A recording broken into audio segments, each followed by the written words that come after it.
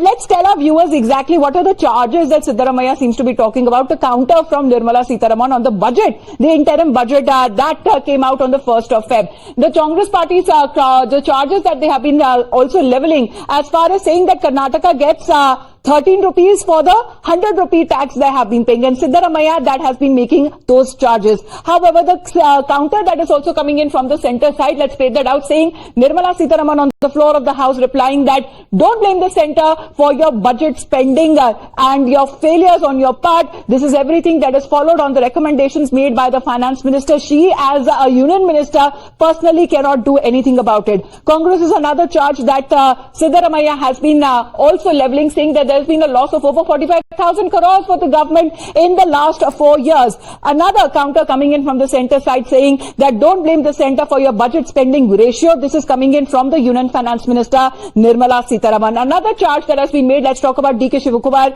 He goes on to say that did not get the funds that were announced for Karnataka. In fact, when it comes to all of the funds that were allocated, the Congress party calls it their right. It's the right of the people of Karnataka to get those funds.